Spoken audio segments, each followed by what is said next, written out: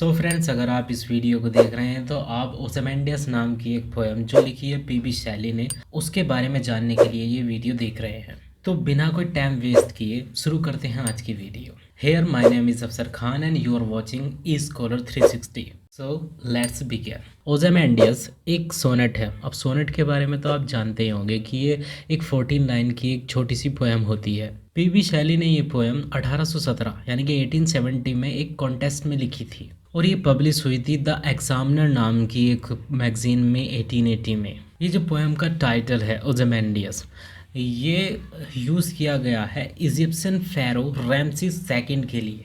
इस सोनेट में शैली एक टूटे हुए स्टैचू को डिस्क्राइब करता है जो ओzymandias का है।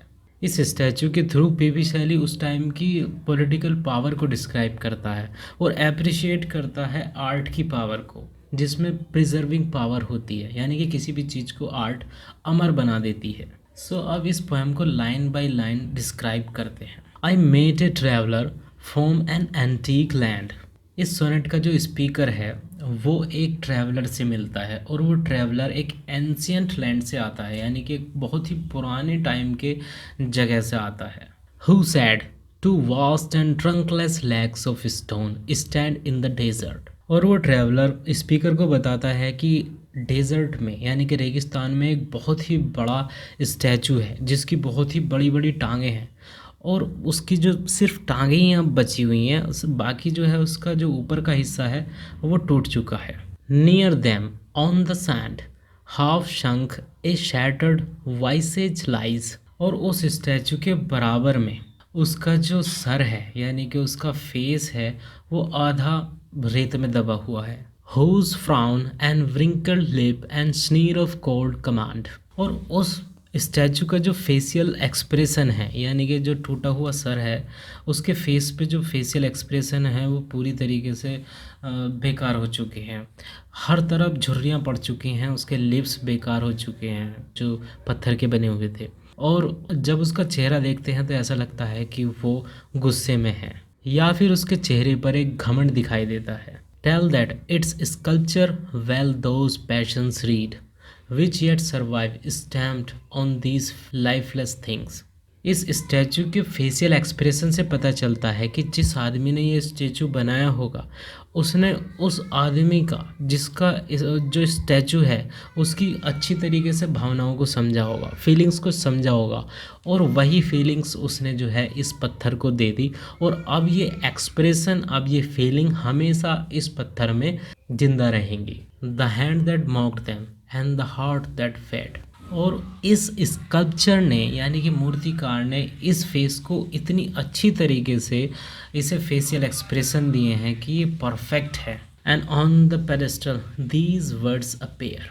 ट्रैवलर आगे पीबी शैली को बताता है उन वर्ड्स के बारे में जो उसके पीछे लिखे हुए हैं। माई नेम इज़ ओzymandias किंग ऑफ किंग्स। ट्रैवलर बताता है कि ये चीज़ उसकी पीठ पर लिखी हुई है कि माई नेम इज़ ओzymandias, मेरा नाम ओzymandias है और मैं राजाओं का भी राजा हूँ। लुक ऑन माई वर्क्स ये माइटी एंड डिस्पेयर। ज़रा देखो मैंने क्या बनाया है। और जो तुम या तुम में से कोई भी अपने आप को पावरफुल समझता है वो ज़रूर ही निराश हो जाएगा, दुखी हो जाएगा मेरी इन सारी चीज़ को देख करके, मेरे अकम्प्लिश, मेरी अचीवमेंट को देख करके। Nothing beside remains round the decay of that colossal wreck, boundless and bare the lone and level sands stretch far away. और उस एरिया में उसके सिवा कुछ नहीं है और उस लार्ज स्टैचू के अलावा वहाँ पर रेगिस्तान के सिवा कुछ नहीं है। जहाँ भी देखो दूर दूर तक ना ख़त्म होने वाला डेजर्ट ही डेजर्ट फैला हुआ है।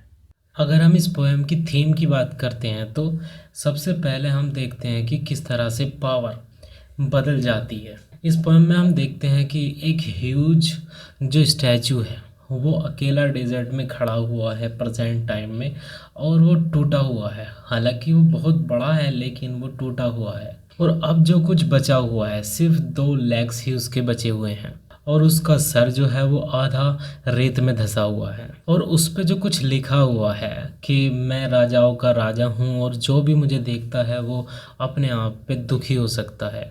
तो ये सारी चीज़ें एक तरफ तो उसका घमंड दिखाती हैं और एक तरफ दिखाती हैं कि उस टाइम में, जिस टाइम में वो स्टैचू बना होगा, उस राजा की कितनी पावर होगी। लेकिन अब प्रेजेंट टाइम में किस तरह पावर चेंज हो गई, अब उसे जानने वाला कोई नहीं है और उसकी स्टैचू जो है वो भी टूट गई है और सिर्फ 2 लेग्स ही बचे हैं। इस पोएम में हम आयरनिक एलिमेंट्स भी देख सकते हैं कि किस तरह इतना बड़ा स्टैचू जो था वो टाइम के साथ बर्बाद हो गया, ख़त्म हो गया। और इसके बाद में जो दूसरी थीम्स हम देख सकते हैं, इसमें एप्रिशिएशन ऑफ आर्ट का है कि किस तरह से जो वास्ट एम्पायर था ओज़ामेंडियस का पुराने टाइम में, वो तो टाइम के साथ में ख़त्म हो गया, लेकिन जो आर्ट से जो वो स्टैचू बना था वो अभी भी एग्जिस्ट करता है। और ये सिर्फ आर्ट की वजह से ही पॉसिबल हो चुका है कि हम अभी तक ओज़ामेंडियस को जानते हैं। सो पीबी शैली कहता है कि आर्ट में प्रिजर्विंग पावर होती है, वो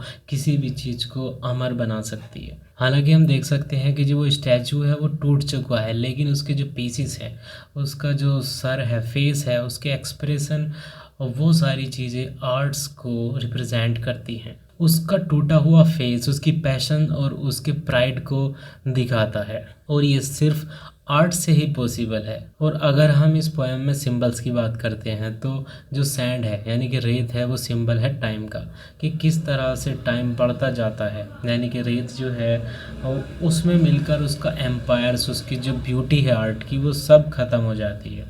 ठीक उसी तरह से टाइम के साथ साथ सब कुछ चीज़ें ख़त्म हो जाती हैं, वो हमेशा के लिए नहीं रहती। दूसरे सिंबल के तौर पर हम देख सकते हैं इसका स्टैचू, जो कि सिंबल है आर्ट का। इसमें हम देख सकते हैं कि किस तरह से आर्ट जो है वो बियॉन्ड द टाइम किसी भी चीज़ को प्रिजर्व कर सकती है और आर्ट ने किस तरह ओज़ामेंडियस के पैशन और एक्सप्रेशन तक अपने आप में बचाए रखे। और अगर हम इसकी मीटर और राइम स्कीम की बात करें तो हम पहले ही बात कर चुके हैं कि ये एक सोनेट है, 14 लाइनों की जो पोएम होती है सोनेट है, और ये एम्बिक पेंटामीटर है इसका, और ये ऑक्टेव एंड सेस्टेड फॉर्म में लिखी हुई है। अब ये ऑक्टेव और सेस्टेड क्या होता है? ऑक्टेव मीन्स होता है 8 लाइन्स और सेस्टेड होता है 6 लाइन। इसमें 2 स्टैंजा होते हैं नॉर्मली। एक पहला जो स्टैंजा होता है वो 8 लाइन का होता है और दूसरा जो होता है वो 6 लाइन का होता है, और ये दोनों मिलकर 14 लाइन्स की एक सोनेट बनाते हैं। इस सोनेट की राइम स्कीम शेक्सपियर सोनेट की राइम स्कीम से मिलती है, जो कि A B C D C D E F E F G G होता है। लेकिन इस सोनेट में लाइन 5 में एक्स्ट्रा ए राइम जुड़ी हुई है और लाइन 9 में ई राइम जुड़ी हुई है। और सेटिंग के बारे में हम पहले ही बात कर चुके हैं कि इसकी सेटिंग जो है वो इजिप्ट में है, जहाँ पर चारों तरफ डेजर्ट ही डेजर्ट है। So friend, this is the enough for this video. So thanks for watching us. Have a nice day.